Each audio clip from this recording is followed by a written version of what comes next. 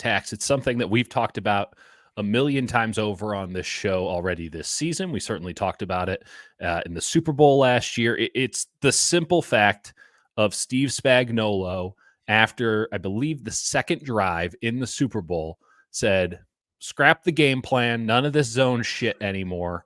We're going man-to-man, and Deebo Samuel can beat us, or we will or we will win the game. And they went press man-to-man on the outside. They played man-to-man. It had to have been 8 out of every 10 snaps from that point on in the contest. In total, I know Kyle threw out a different number. I think he doesn't consider press and man coverage the same. For the sake of argument, we will consider them the same. I consider them the same in many ways. Obviously, there is a lot of nuance and detail and wonkiness to all of it, but not zone is what I consider man coverage. I have it at 60% in the Super Bowl, and it's ultimately what did the 49ers in. It's ultimately what led the 49ers to draft a guy like Ricky Pearsall, and wouldn't fate have it, a very strange, very tragic fate in many senses, but wouldn't fate have it that now this could be Ricky Pearsall's first game as a San Francisco 49er in a moment where the Niners not just theoretically needed him most, but now almost literally need it. Like, there is a real and present danger to not having Ricky Pearsall in this game for San Francisco, but I think we're both in agreement they're going to have him. I think it's funny. I've been like asking people all weekend. Everyone's like, no. And then all of a sudden it's like, yeah, he's going to play. And I think most of that's Jennings. But the reason that's funny is because the line was like, well, when he's ready, he's ready. It's like all of a sudden Juwan's not ready, and now Ricky's ready. Right. I'm just a little saying, bit of desperation there. Yeah, I think we've both been on like, yeah, if he's ready, he should play. But like, of course, because they need him, because he can fundamentally change the offense and attack man coverage. And you look at it, and going back to that Super Bowl, I think people criticize Kyle for a lot of reasons. A lot of them are silly. A lot of them are unfair. A lot of them are just, you blame the head coach. A very legitimate reason to blame him is the way he handled the game plan in that Super Bowl, where they continued to feed the ball to Deebo Samuel, and he just came up empty. Like, it was terrible. He was 0 in for the 6 Super Bowl, against man. He had 11 targets for 3 receptions and 33 yards in the Super Bowl. You're right. All 6 targets against man coverage, no receptions. In the entire season last year, Deebo caught 7 passes on 20 targets against man coverage. Jeez Louise. Jennings, by the way, 11 passes, 11 catches on 15 targets. So, yeah. So, listen, the Niners have 3 man-to-man beaters so far this season. George Kittle is a man-to-man beater. There's no question about that. Now, some of that is scheme, to be fair, when he's, chipping and releasing, things like that. And you oftentimes get George Kittle against a safety or a linebacker. You better win in man-to-man if you're George Kittle, who is arguably the finest tight end in the NFL. You have Brandon Ayuk, who does win in man consistently. Not always, but consistently.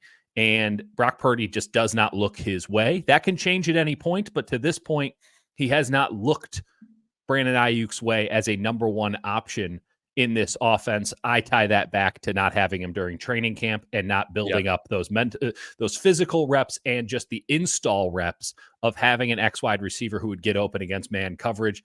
But Jauan Jennings has been a man beater. Now, is the separation good? No, but he is able to run crisp, effective routes, get to his spots. He can run a little bit of a scramble drill, as we saw against Seattle. And especially an off man, he's great. No question. And so, as you should be, if you're an NFL wide receiver and you can't win an off man, what the hell are we doing here?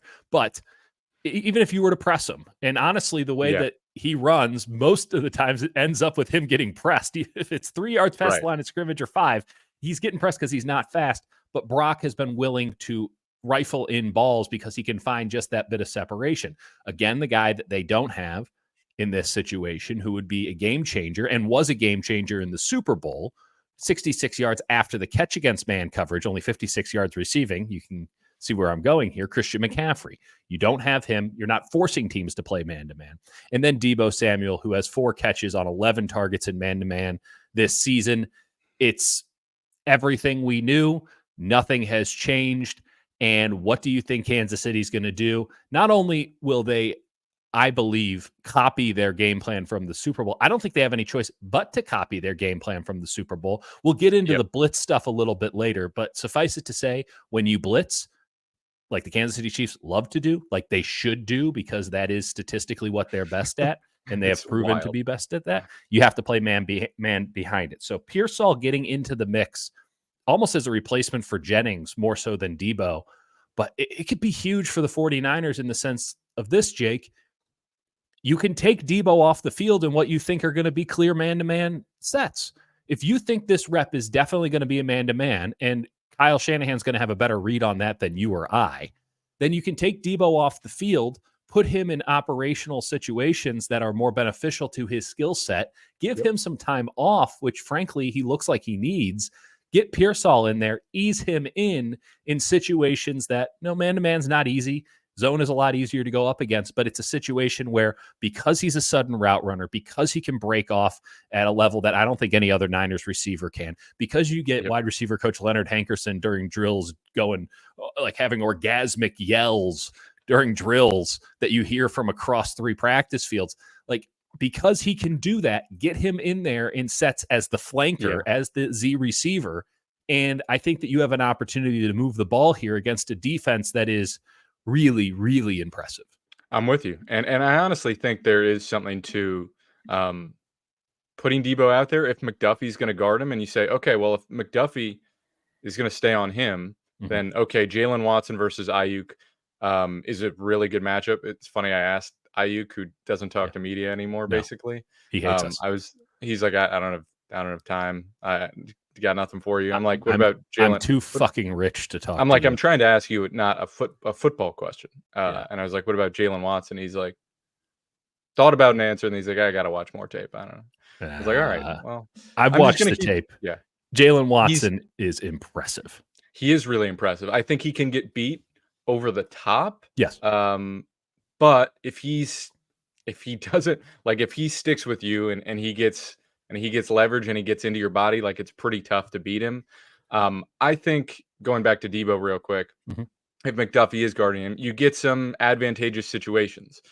We talked about the simplicity of the offense kind of against the Seahawks and why they should lean into that. I think part of that is definitely necessary in this game. Teams know that Kansas City's front and Chris Jones and Tershawn Wharton and Mike Pennell, it's just beefy.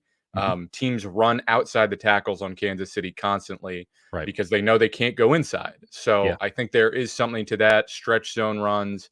And while Kansas City allows like the 3rd fewest explosive runs in the league, which is crazy, they're incredibly good at tackling. Yes. They also haven't faced Jordan Mason, who has the most rushing yards over expected, second most rushing yards over after contact. Only Derrick Henry's above him.